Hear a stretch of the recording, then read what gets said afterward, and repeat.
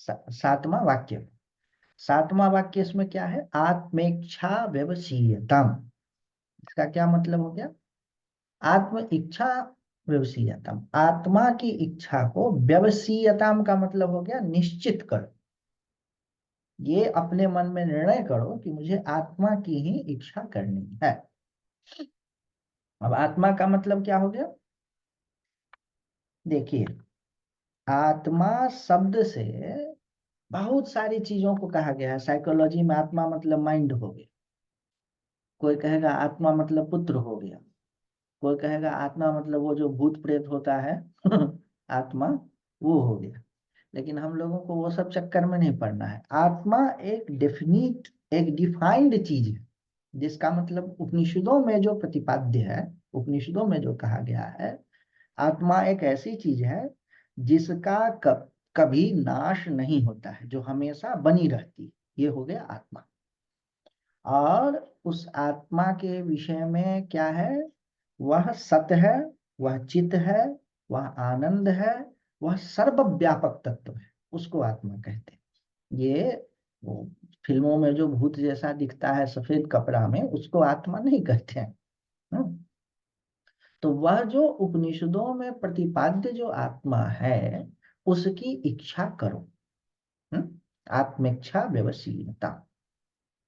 अब अगला क्या गया? आत्मा की ही इच्छा क्यों न करें, अन्य की इच्छा क्यों न करें? भाई रोटी है, कपड़ा है, मकान है, अच्छा भोजन है, अच्छा वस्त्र है, इस सब की इच्छा क्यों न करें? क्या इसको करने में कोई पाप है? इन्होंने स्पष्ट कहा नहीं, कोई पाप नहीं है। फिर क्या है, दिक्कत क्या है? जो भी इष्ट, हम लोगों को जो भी सुख मिलता है किसी भी चीज से, उसी की इच्छा होती है। अच्छा, अपने अलावा जिस किसी भी चीज से हम लोगों को सुख मिलता है, उस सुख में दो दोष हैं, उस सुख में दो गड़बड़ी है। उसमें पाप है, वो सब नहीं है, लेकिन उसमें दो गड़बड़ी है। वो दो गड़बड़ियां क्या है? पहला कि वह सुख सीमित है। सीमित का मतलब क्या हो गया? आप देखिए, हम लोगों को कोई वस्तु कैसे मिलता है? वस्तु है, उस वस्तु का परसेप्शन मन में आया, उस मन के द्वारा हमने उस सुख का भोग लिया। तो दुनिया में जो भी चीज है, रसगुल्ला है, उसका जो सुख है, वह सुख वस्तुतः परमात्मा से मिलने वाले सुख से अलग नहीं है। लेकिन वह सुख कई तरीके से फिल्टर से होकर के आ रहा है। पहले तो वो वस्तु ही अपने आप में फिल्टर है, उस फिल्टर के द्वारा उसको मन ने परसीव किया, उसको पहले शरीर ने परसीव किया। खूब मिठाई खाए हुए हैं, फिर रसगुल्ला खाए तो वही सुख अच्छा नहीं, वही मिठाई अच्छा नहीं लगेगा। तो क्या हो गया? एक शरीर का फिल्टर हो गया। फिर मिठाई खाते हुए भी किसी को यह निर्णय हो गया है कि मिठाई खाने से तुम मर जाएगा, डायबिटिक। तो दिमाग में एक एक वो फिल्टर लग गया, तो वो सुख और छना गया। इस तरह से भाया मीडियम होते होते हम लोगों को सुख मिलता है। और उस कारण से इस सुख की शुद्धता, गहराई, तीव्रता आदि अपने मूल स्वरूप में नहीं मिलता है। जब आत्मा ही आत्मा में रमन करता है, तो उस सुख के झलक की भी बात दूसरी है। थोड़े भी क्षण के लिए अगर मन किसी बाहरी वस्तु में भी नहीं जा रहा है, एक, और मन इसमें भी नहीं जा रहा है, उसको क्या कहते हैं? अम, मन के विचारों का भी रस नहीं ले रहा है, उसका भी बड़ा रस होता है। नया नया बात सोच रहे हैं, नया नया बात समझ रहे हैं, इसका भी बड़ा रस होता है। मन उसमें भी नहीं जा रहा है, विचारों के भी रस में नहीं जा रहा है, और वस्तुओं के भी रस में नहीं जा रहा है। मन मन में भी नहीं उलझ रहा है, सिर्फ और सिर्फ डायरेक्ट, क्या कहें, डायरेक्ट आत्मा का आस्वादन कर रहा है। उस सुख का थोड़ा सा भी, उस सुख की क्वालिटी ही अलग होती है। वो जो है ना, एक अलग ही मजा है। तो उस सुख के चक्कर में पड़ी, बाकी सब तो है ठीक है। तो एक तो हो गया फिल्टर का दोष। दूसरा दोष यह है सुख का कि दुनियादारी से जितने भी सुख होते हैं, चाहे वह बाहरी वस्तु का हो, चाहे अंदर के वस्तु का, अंदर के वस्तु का भी हम आपको बताएंगे अभी, वह संयोग पर निर्भर है। संयोग में दो चीजें होती है, एक चीज दो चीज, और दोनों का मिलना, तब हुआ संयोग। संयोग से मिलने वाले सुख में तीन बात होनी चाहिए। जिस दो चीजों का संयोग हो रहा है वो दोनों चीज होना चाहिए, और उन दोनों के बीच में संबंध होना चाहिए।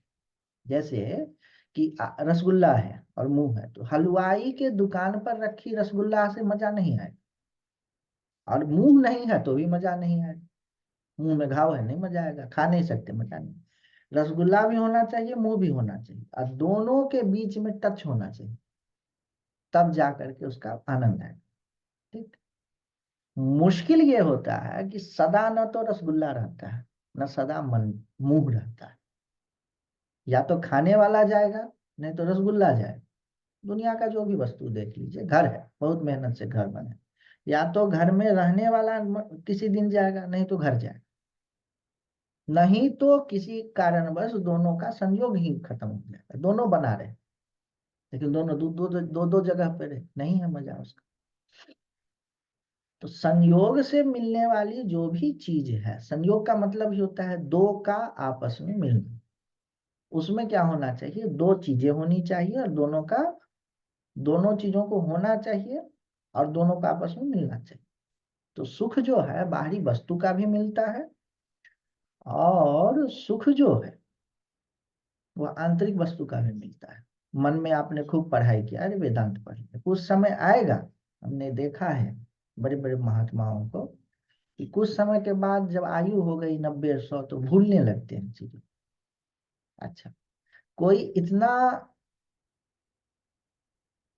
अध्यस्त है, अगर वैराग्य नहीं है तो दुखी होगा। और जो बड़े बड़े महात्मा हैं वो भूलने लगते हैं, कहते हैं चलो हो गया काम, मन का काम, मन से जितना काम लेना था उतना ले लिया, जिस चीजों को पढ़ना था समझना था समझ लिया, अब इसका काम समाप्त है। भूल जाए तो और अच्छा, जो थोड़ा याद है वो भी भूल जाए तो और अच्छा। मतलब मन के प्रति भी उन महात्माओं में थोड़ा भी राग नहीं, क्यों भूल रहा है। भाई जितना उसको करना था कर लिया, बात खत्म। तो या वही मन था है, ज्ञान है, दोनों का संयोग खत्म हो रहा है, लेकिन उस बात से उनको कोई कष्ट नहीं है। और संसारी होगा, दुनियादारी का होगा, कोई प्रोफेसर होगा जिसकी जीविका ही उससे चलती है, या उसके द्वारा वो बहुत अपने को प्रतिष्ठित करता है, तो क्या होगा, ज्ञान रहेगा उसके पास में, और उस ज्ञान अगर भूलने लगा तो दुखी हो जाए। तो संयोग से मिलने वाली सुख में तीन चीजें चाहिए। पहला दो वस्तु वह जिन दोनों का संयोग हो रहा है, और तीसरी वस्तु उन दोनों का संयोग।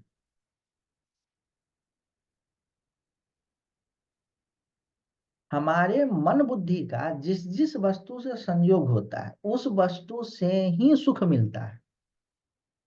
संयोग दो वस्तुओं के बीच में होता है। अब ये बात है कि या तो सुख भोगने वाला नहीं रहने वाला है, या जिस वस्तु का सुख भोगा जा रहा है वह नहीं रहने वाला है, अथवा दोनों के बीच में जो संयोग है वह नहीं रहने वाला। अतः बुद्धिमान का लक्षण यह है कि आत्मा की ही इच्छा करे, बाकी सब चीज किस लिए है, काम चलाने के लिए, काम चलता रहे। अब प्रश्न उठता है कि कौन से आत्मा की इच्छा करे, आत्मा शब्द से हम क्या समझते हैं। तो आत्मा की इच्छा करके और आत्मज्ञानी अपने को मान लेने वाले बहुत लोग हुए। उपनिषद में भी आता है कि इंद्र था देवताओं के लीडर, और विरोचन था राक्षसों का या असुरों के लीडर थे, और इंद्र देवताओं के लीडर थे। तो दोनों के बीच दोनों ने यह जाना कि जो आत्मा का ज्ञान कर लेता है वह आप्त काम हो जाता है। तो उन्होंने सोचा कि चलो आत्मा आत्मा का ज्ञान किया जाए। तो आत्मा का ज्ञान कैसे होगा, तो उनके पास में गए, ब्रह्मा जी के पास में, उनके पास में गए और उनका कि हम लोग आत्मा का ज्ञान करना चाहते हैं, ब्रह्म का ज्ञान करना चाहते हैं, अधि ही भगवो ब्रह्मा। तो ब्रह्मा जी ने इन लोगों को कुछ कुछ बताया। तो इंद्र तो समझे, दोनों पहले तो समझे कि हमें ज्ञान हो गया है, लेकिन इंद्र जो थे वो समझ गए कि भाई इन्होंने, मैं जो समझा हूं मेरी समझ ठीक नहीं है, कुछ ही समय के बाद। अब विरोचन यह समझ गए कि मैं समझ गया हूं, और विरोचन ने क्या किया कि आकर के दूसरे को भी सिखाने लगे। और इंद्र ने क्या किया, फिर से जाकर के प्रश्न किया कि भाई मैं जैसा समझ रहा हूँ आत्मा, ठीक है, मुझे आत्मा का ज्ञान जैसा तो हुआ, लेकिन आत्मा का जो लक्षण बताया गया है कि भाई उसको जान लेने के बाद सभी आप्त काम हो जाता है, ये तो मुझे हुआ नहीं। तो लगता है कि मुझे आत्मा का ज्ञान नहीं हुआ है। इसी तरह नारद जी के संबंध में आता है कि नारद जी ने अपने गुरु कह लीजिए, अपने बड़े भाई सनत कुमार, क्योंकि नारद जी भी ब्रह्मा के पुत्र हैं, सनत कुमार भी ब्रह्मा के पुत्र हैं। सनत कुमार बड़े हैं, नारद जी छोटे हैं। उनसे कहा कि भगवान, मैंने सुना है कि जिसे आत्मा का ज्ञान हो जाता वह सभी दुखों से पार चला जाता है। मुझे, मैंने फला फला चीज पढ़ लिया, वेद पढ़ लिया, उपनिषद पढ़ लिया, तर्क पढ़ लिया, क्षत्र विद्या नक्षत्र विद्या सब पढ़ लिया, लेकिन मेरा दुख खत्म नहीं हुआ। इसका क्या मतलब है कि शायद मुझे आत्मा का ज्ञान नहीं हुआ है। तो ये लोग जो थे ईमानदार लोग थे, हमारी तरह, आपकी हमारी तरह नहीं थे कि थोड़ा सा ज्ञान हो गया तो अपने को ज्ञानी समझ। आत्मा का जो डेफिनेशन है कि भाई ऐसा ऐसा होने से आत्मा, ऐसा ऐसा आत्मा है, कैसा आत्मा है, तो जो अपरिच्छिन्न आत्मा है उसका ज्ञान होना चाहिए। ये नहीं कि आत्मा शब्द से आप कुछ भी समझ लिए और उसका ज्ञान। देखिए क्या है कि एक तो आत्मा, ये फिल्म वाली आत्मा, सफेद चादर ओढ़ करके आत्मा से चीज दिखाई जाती है, ऐसे ओढ़े रहते हैं ना जैसे सफेद चादर, बोले ये आत्मा। बोले ये तो आत्मा नहीं है, ये आप लोग सब लोग जानते हैं। ठीक। आजकल एक क्या चला है उसी तरह की चीज, कि आंख मूंद कर अपना जो होनापन है, सेंस ऑफ सेल्फ है, आइडेंटिटी है, उसकी इच्छा करें क्या। ये जो अपना होनापन, अमरीश जी ध्यान दीजिए, ये जो अपना होनापन है, अपना जो सेंस ऑफ बीइंग है, सेंस ऑफ आइडेंटिटी, क्या यही आत्मा है क्या। इस चीज का खूब जोर आजकल चला है। अब जैसे हम कहें वेदांत के क्लास में, तो आप लोग को तो सबको समझ में आ जाएगा कि फिल्म वाली आत्मा की चर्चा ही सुनना बेतुका लगता है कि भैया वो तो आत्मा नहीं है। पर आत्मा आपका होनापन है, आपका सेंस ऑफ सेल्फ है, सेल्स ऑफ आइडेंटिटी। आजकल इसका खूब प्रचार प्रसार हो रहा है। बोलेंगे, बहुत जगह ध्यान करवाते हैं कि आंख मूंद के बैठ जाओ और आपका जो होनापन है उस पर फोकस कीजिए, वही आत्मा है। ये काम ठीक नहीं, ये गड़बड़ काम। इसको अगर आप करेंगे तो देखेंगे कि कुछ समय तो बड़ा उसमें रस आता है, कुछ समय उसमें बड़ा मजा आता है, घंटा दो घंटा, दिन दो दिन चार दिन। उसके बाद चूंकि वह जो अपने आप में मन के द्वारा आत्मा का, अपने होनापन का पता चलता है, वह शुद्ध नहीं है, वह उसमें शरीर और मन मिश्रित है, मिला हुआ है। तो थोड़ी देर के बाद या थोड़े दिन के बाद यह बोरिंग लगने लगता है, वह नेचुरल नहीं लगता है। जो उसमें नेचुरली जो उसमें फ्रेशनेस होती है, वो चीज नहीं होती। इसको आप लोग देखे होंगे, बहुत सारे लोग उधर दक्षिण में रमन महर्षि की शिक्षाओं को समझते तो नहीं है, लेकिन कहते हैं कि बस वो सेंस ऑफ सेल्फ है, सेंस ऑफ आइडेंटिटी है, उस पर ध्यान कीजिए। ये ध्यान, ये सब नहीं चलने वाली है, ये होता नहीं है, आप उसको करेंगे दुखी होंगे। अपना आत्मा, आपका होनापन है, यह एक उपासना की विधि तो हो सकती है, परंतु आत्मा का स्वरूप नहीं। आपका सेंस ऑफ सेल्फ या सेंस ऑफ आइडेंटिटी, जो भी चीज है, वह जो सचमुच में प्योर कॉन्शसनेस है, जिसको मैं कह के भी नहीं कह सकते हैं, उसका एक द्वार हो सकता है, गेट हो सकता है, डेस्टिनेशन नहीं। अपने स्व का ध्यान करो।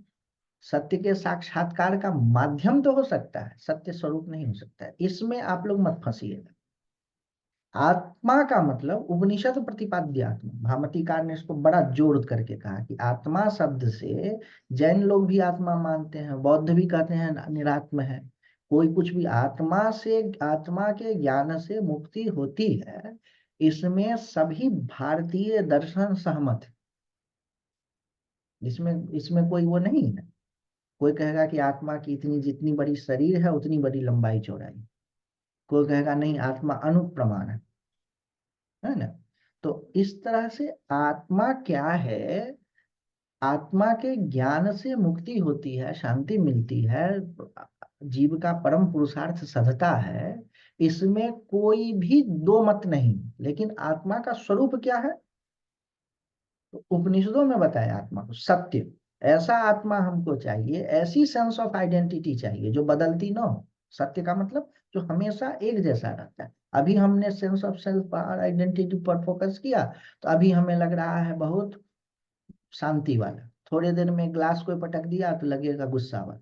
ये क्या है, ये तो बदलने वाली सेंस ऑफ सेल्फ, बदलने वाली सेंस ऑफ आइडेंटिटी। ये आत्मा नहीं, ज्ञान, उसमें नॉलेज है। वह जो सेंस ऑफ सेल्फ है, सेंस ऑफ आइडेंटिटी है, वह अपने आप को जानती है।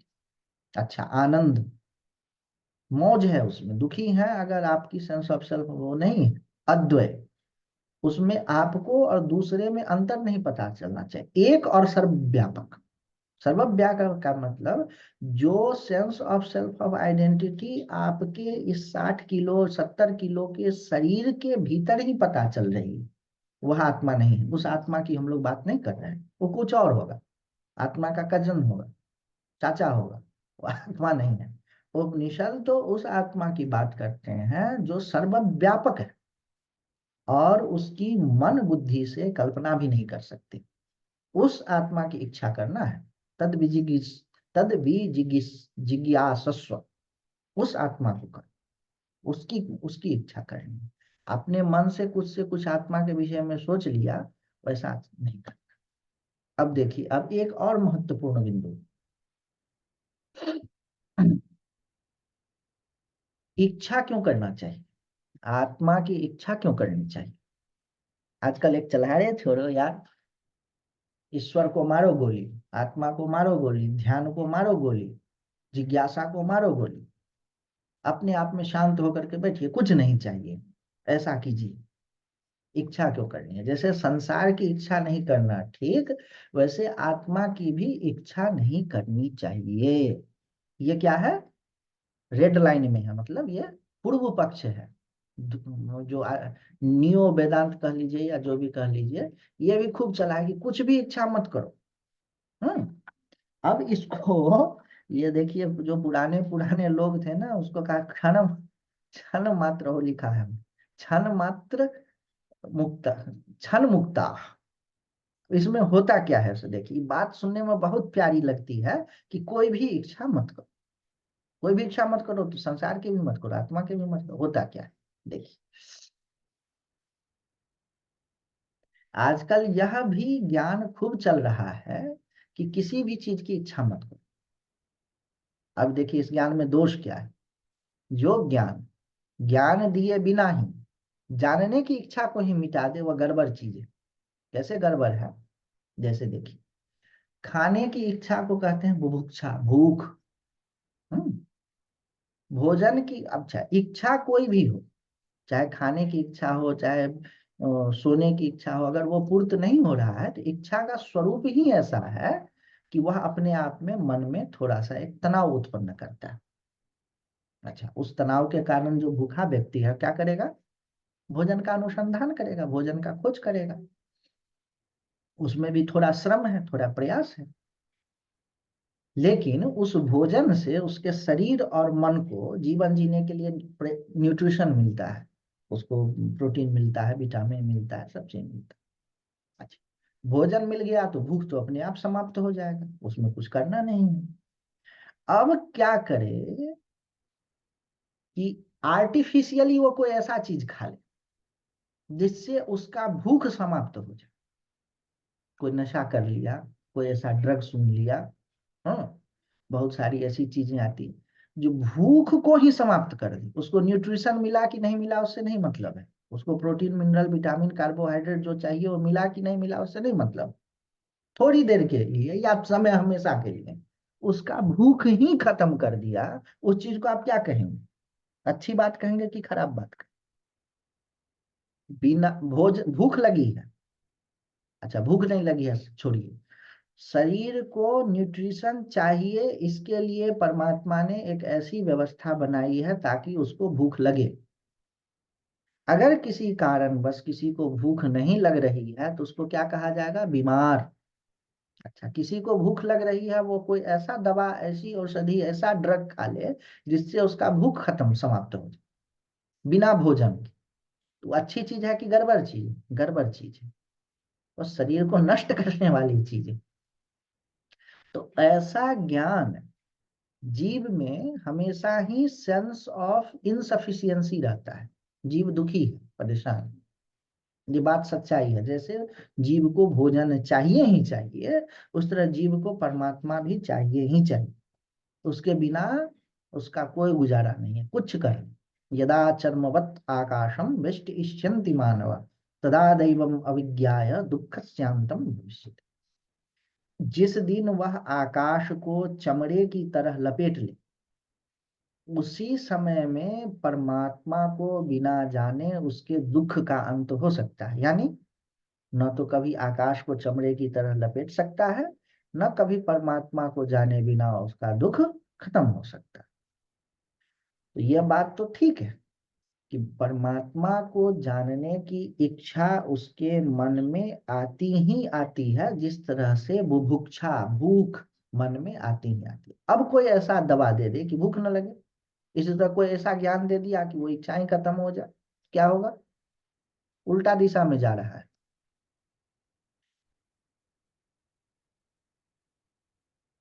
यदि किसी कारण से उसको भोजन मिले बिना ही भूख समाप्त हो जाए तो उस चीज को रोग कहते हैं।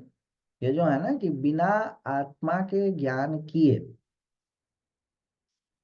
बिना आत्मा के ज्ञान किए ही अगर उसका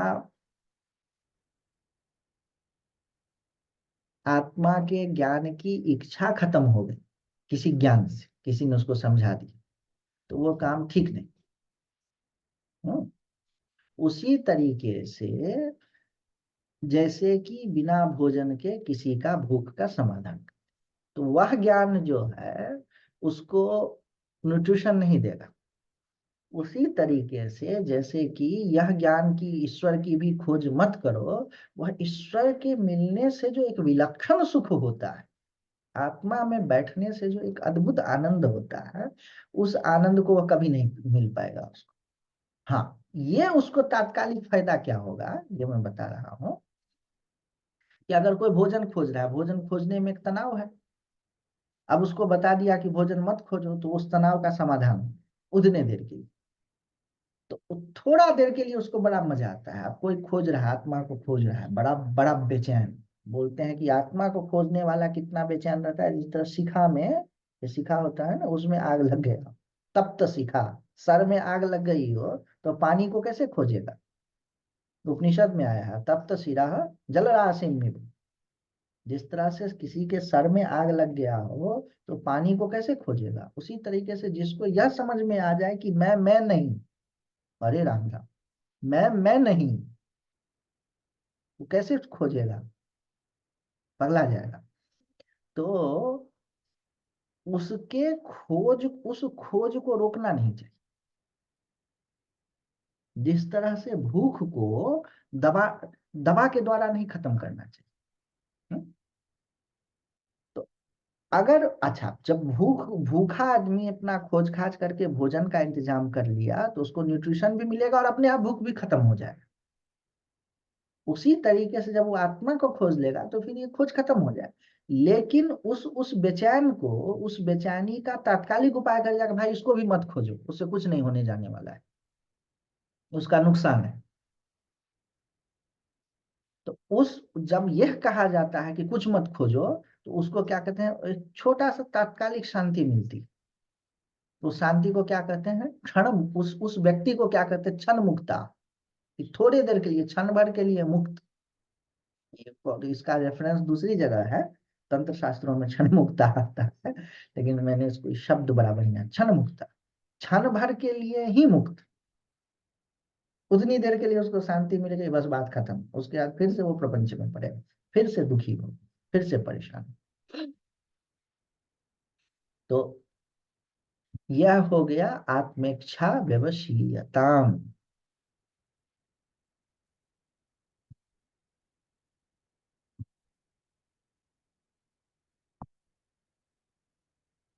कल जो है योगेंद्र जी, कुछ आप प्रश्न कर रहे थे, उस प्रश्न को आज देख लेते हैं, फिर देखा जाए। योगेंद्र जी। जी स्वामी जी। हम्म। जी स्वामी जी प्रणाम। प्रणाम प्रणाम, कहिए। मैं भूल गया मैं क्या पूछ रहा था। ये अच्छा हुआ कि भूल गए। आप ये पूछ रहे थे कि यह तो समझ में आता है कि अकेले जीव जी जो है, जगत का जो भी जी चीज जी का भोगता नहीं। कि जी रसगुल्ला हुआ, जी जी जी। रसगुल्ला का अ, हम्म अकेले वह जो है खाने वाला नहीं है। जिस जिस दुकान से रसगुल्ला हम्म की और वो हुआ, जो ईख का उत्पादन किया, उन सबको उसका फल मिलेगा। हम्म। हम्म हम्म हम्म लेकिन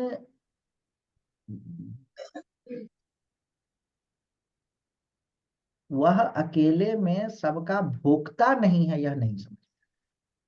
हम्म अकेले करता नहीं है, यह समझ में नहीं आ रहा। आपका यही प्रश्न था। हम्म? मैंने आपको म्यूट कर दिया है, तो पता नहीं कैसे। जिस तर्क से आपको यह समझ में आ रहा है कि वह कोई भी व्यक्ति किसी भी कर्म का अकेले भोगता नहीं है। ये रसगुल्ला अगर किसी ने खाया, तो उसका फल उसी को खाली नहीं मिलेगा, जिस दुकान से खरीदा उसको भी, जहां से चीनी आई उससे भी, तो जहां से गन्ना का उत्पादन हुआ उस वो भी उसमें इन्वॉल्व है। अकेले वह रसगुल्ला को खा भी नहीं सकता है, बनाने वाला का भी कर्म उसमें लगा, दुकानदार का भी लगा, चीनी को उत्पादन करने वाला का भी कर्म उसमें जुड़ा हुआ है, गन्ना के उत्पादन करने वाला का भी कर्म उसमें जुड़ा हुआ है। तो कर्तापन और भोक्तापन दोनों साथ साथ चल रहा है। अकेले आप न तो किसी चीज के कर्ता हैं, न आप अकेले किसी भी चीज के भोक्ता हैं। यही बात है। ठीक है। मेरे मेरे दिमाग में यही आया है कि आपका शायद प्रश्न यही था। अब दूसरा है,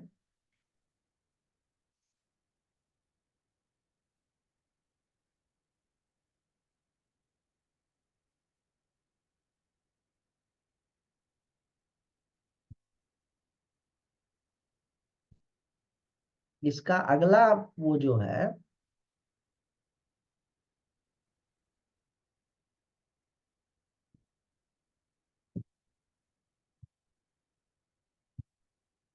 अंतिम वाक्य जो है,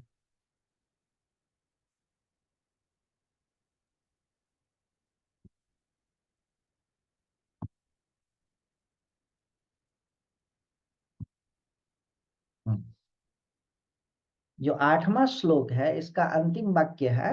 पहला श्लोक का अंतिम वाक्य जो है वह है, निज गृहात तूर्णम विनिर्गम्यताम। तूर्णम का मतलब होता है जल्दी जल्दी, तुरंत निकल जाइए, निकल भागिए। बोले तूर्णम विनिर्गम्यताम।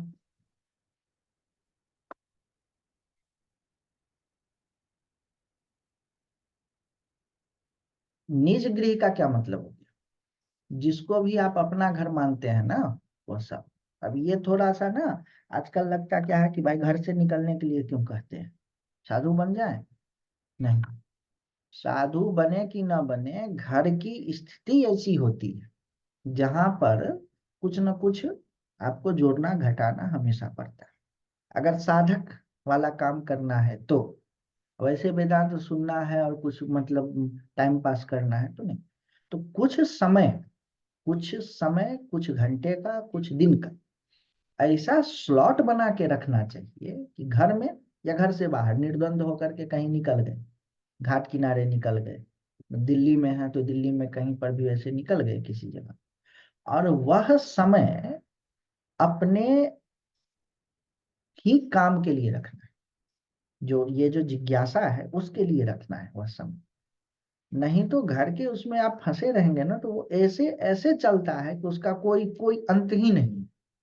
तो इसमें शंकराचार्य भगवान यह जानते हैं कि इसको कहेंगे कि घर से निकल जाओ, सीधे कहे निज गृहात विनिर्गम्यता, घर से निकल जाओ, तूर्णम शब्द न लगाते। तो मतलब तुरंत निकल ही जाओ नहीं, बोले जल्दी निकल जाओ। जल्दी निकल जाओ का क्या मतलब, जितना जल्दी से जल्दी हो निकल जाओ। किसी को कहा जाए घर से निकलो, तो हुआ कि निकल ही जाओ, तुरंत निकलो, इसमें कोई समय तुमको नहीं मिल रहा। और कह दिया जल्दी निकलो, मतलब समय लेकर के कोशिश करो कि जल्दी से जल्दी निकल जाए। ये बात आचार्य कह रहे हैं। अब इसका क्या है विशेष, ये देखिए। आत्म जिज्ञासा को पूज्य भामती का, आत्म जिज्ञासा क्या है? आत्मा के बारे में सोचना विचारना। जैसे हम लोग बात कर रहे हैं ना, तो बात करने के बाद भी जब बैठेंगे क्लास के बाहर भी, तो सोचिएगा कि ये आत्मा क्या है, ये क्या कह रहे थे। क्या कह रहे थे? भोग के बारे में, भोग ऐसा होता है वैसा होता है, आत्मा का भोग होता है, दूसरे वस्तु का भोग जो है फिल्टर्ड होकर के आता है। इसको अकेले में सोचिएगा। अब इसको अकेले में सोचने के लिए आपको मोबाइल से दूर जाना पड़ेगा, आपको टीवी से दूर जाना पड़ेगा, आपको नल से पानी आ रहा है कि नहीं आ रहा है इस चिंता से मुक्त होना पड़ेगा, घर में क्या खाना बना है कि नहीं बना है इससे आपको थोड़ी देर के लिए फ्री होना पड़ेगा। तब आप इस बात को सोच पाएंगे जो मैं बता रहा हूं। तो इसके लिए आपको बाकी चीजों से अलग होना पड़ेगा। इस बाकी चीजों से अलग होने को परिसंख्या कहते हैं। परिसंख्या का मतलब एक चीज को सीमित कर देना, लिमिटेड कर देना। जैसे देखिए, किसी घर में 5 बच्चे हैं और 5 बड़े लोग हैं और लड्डू है 5। तो जो दादी है घर में, वो समझ गए कि लड्डू कम है, तो क्या बोली, सभी बच्चों को लड्डू दे दो। इसका क्या मतलब हो गया, लड्डू 5 ही हैं। ये कहा नहीं कि बड़ों लोगों को लड्डू मत दो, इसका अर्थ ये निकल गया कि बच्चे बड़े लोगों को लड्डू नहीं मिलेगा, 5 ही लड्डू। इसको क्या कहते हैं, परिसंख्या। परि का मतलब होता है घेरा करना, और संख्या का मतलब काउंटिंग, काउंटिंग को घेर दिया। उसी तरह से आत्म जिज्ञासा एक परिसंख्या विधि है। परिसंख्या विधि का मतलब हो गया, ठीक ठीक अगर जिज्ञासा आपको करनी है तो अन्य चीजों को छोड़ना पड़ेगा, थोड़ा सा आपको अपना कमिटमेंट इसमें लगाना पड़ेगा, बाकी चीजों को छोड़ना पड़ेगा, इसमें कोई समझौता नहीं। तो अब 1 मिनट बचा है, इसको रोकते हैं और हम लोग जो है इसका पूरा वो कर लेते हैं। ओम शांति शांति कर लेते हैं, फिर बाकी चीज कब करें। ओम शांति शांति शांति। सर्वे भवन्तु सुखिनः, सर्वे सन्तु निरामयाः, सर्वे भद्राणि पश्यन्तु, मा कश्चित् दुःखभाग् भवेत्। ॐ पूर्णमदः पूर्णमिदं पूर्णात् पूर्णमुदच्यते, पूर्णस्य